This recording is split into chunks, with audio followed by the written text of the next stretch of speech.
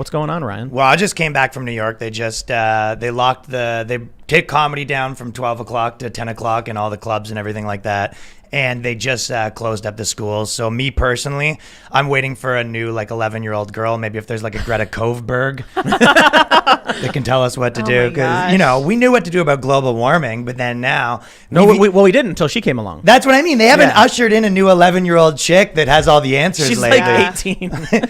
Yeah, she looks like she's 11. Joe Biden's 95,000. I'm kind of accustomed to listen to 11-year-olds nowadays. Right. I'm conditioned. It is kind of funny though that it's where are the regular aged people?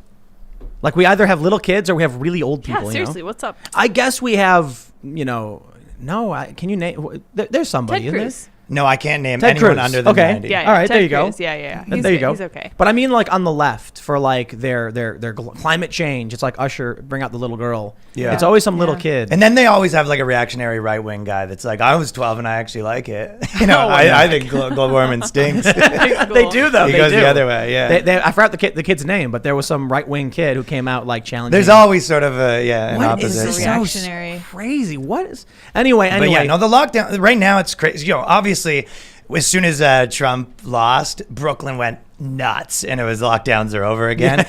It was a rave. So I went there. They had Burning Man trucks. People were dancing. It was people were crying. They couldn't be happier, right? And they had people had a bag of Cheetos, and they were putting them on the floor and then stomping them ceremonially.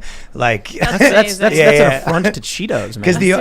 Because the Orange Man was dead, and they're just wasting Cheetos at that point. It was a branded sponsor, actually. Okay, I got it. They're very industrious. Cheeto was throwing out bags to people so they could stomp on them. Jokes aside, though, I do the Cheeto Hour podcast if you want to, and it's going to be very hard to sell now with Trump. So we're going to need the press. Come on, guys. Dude, so they locked everything down. Here's a perfect. It's so crazy because I'm watching businesses one by one drop, and real friends of mine, right? And people are still writing articles being these, Nazis. Here, for example, there's this one comedy club that was doing shows, wrote a bunch of articles. They're trying to shut it down. If you actually talk to the guy, he goes, "Dude, I'm a comedy club owner." And I have a family to feed, and we can't give money. Either I shut down this club, go bankrupt, go on welfare, or I'm going to try to do some shows and try to make some money. So this is where a lot of people are at. And then 3 places closed down, and there's nothing really anyone could do. So people try to make do, and then you get called whatever, murderers and all this sort of stuff. Mm-hmm. Is that people really calling them murderers in New York?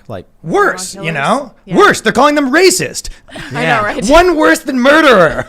That would be That's racist, so weird correct, sir? that the racist thing really works on people. Yeah, no. So it's but I mean, people don't know what to do. So and even if they do, they have these big leases. So they try to make a little bit of money by running a show, and then people shut it down. And that's why now I think even what you're talking about, they're just saying, you know what, we're tired of tricking people. Remember for a while they would just tell some bull crap stuff where they go, oh.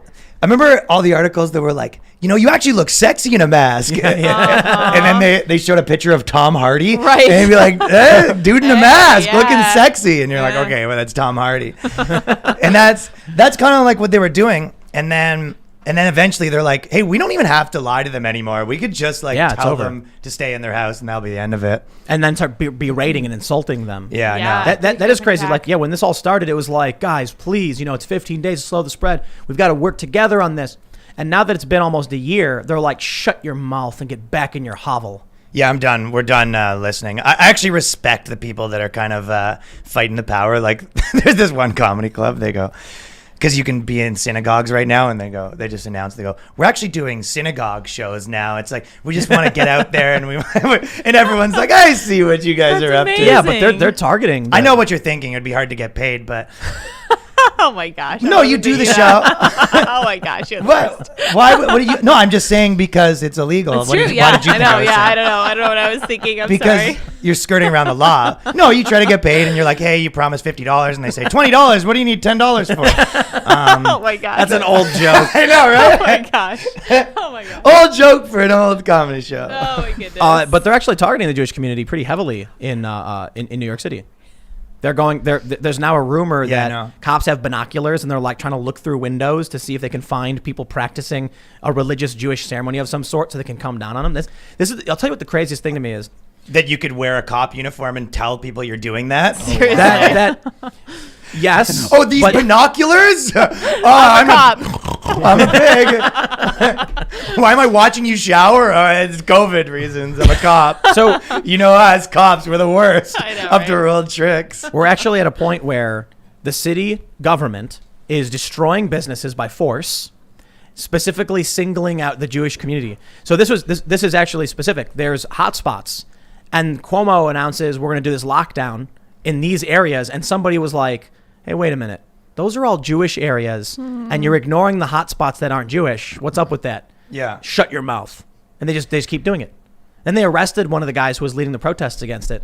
So you quite literally have, this is a very funny phenomenon. The government is ordering people to lock down in the United States, across the country, and it's happening all over Europe. This is empowering massive corporations. So when the mom and pop shop shutters, Amazon gets all the money. So you have this very, let's just call it inadvertent, lucrative merger between corporation and state. Sure. Dude, it's the biggest transfer of wealth in our lifetime. While they're targeting the Jews. What is that? Does this sound like something familiar? Well, I will be clear. To put a tiny wrench in that theory, when they're targeting like the Hasidic Jews in Brooklyn, Yeah. they're not. That's not really like historically like the wealthy Jews in New York. Right. It's a kind of a. Well, so but the issue was when they announced that they were going to be locking down the hot spots, it was like they just pointed to the Hasidic Jewish neighborhood and then ignored the hot spots outside of it. So it's like, what are you doing? Like they went to the park and they chained the park shut in the Jewish neighborhood. Yeah. And a bunch of people. These So are you pro or against this? the lockdown? I'm absolutely against targeting. That's Yeah. I'm Way against totally it. against it, and I'm Yeah. pointing out how crazy is it that we actually have some kind of faux pseudo-fascism. And I say that because, first of all, the authoritarianism is the total lockdown and stuff is authoritarian. But like the idea that the government is going to lock everything down and it benefits these massive corporations greatly to the point where they consolidate power, it sounds very fascistic. Like, Mussolini said, the merger of the corporation and the state, and then you have the academic definition, which doesn't really apply, but it's fairly fascistic. Dude, you never have to. It's so much easier to just get people to root for what you already want them to do. Like literally, right now, all these businesses are shutting down, and who's the number one person that's for it? The public. They're, lock us in our houses. Give me a bedtime. Get it. People are demanding, put me in my pantry and give me my ration of donut once a day. Have you seen the meme where it's like, yay, we defeated fascism. Quick, force, now the enforced lockdowns. Yeah.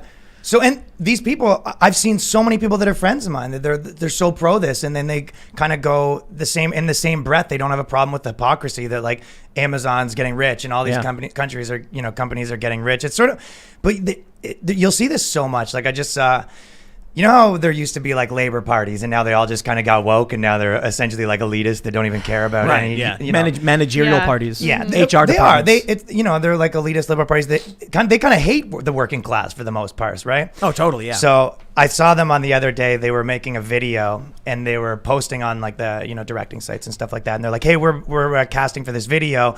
We're looking for non-union talent and non-union directing." They're making a video about how unions are great.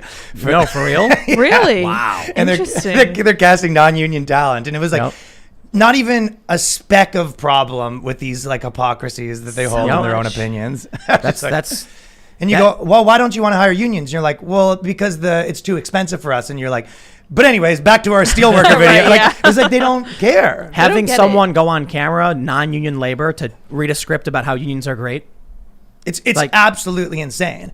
It's remarkable. Church of Scientology hired me to do a Scientology video about the right to marriage with my girlfriend who I wasn't married to, but that was a weird experience. It's just fake. It's all fake. This world is all married Scientologists. It's made of plastic. $50. It's all plastic. $50. It's funny. A lot of plastic. That's for sure. There's a video out of Seattle where a bunch of construction workers are protesting socialists. The socialists showed up to Amazon and they're protesting Amazon, and it's like woke college students, glasses, very typical colored hair, and they're like the working people, and then all of a sudden the construction workers start shouting them down. Like, these people aren't the working class. They're the bourgeoisie wearing a working class mask, trying to convince everybody that they're, for the working class and for actual laborers. And they're literally, this is funny, the wokeness stuff, it's all HR department. So it's quite literally, it is the Democrats have become the political party of HR departments, managerial elites, wealthy bankers. The wokeness, it's because, oh no, we can't have none of that, don't want to get sued. And students too. Yeah. It's like HR departments and students unite.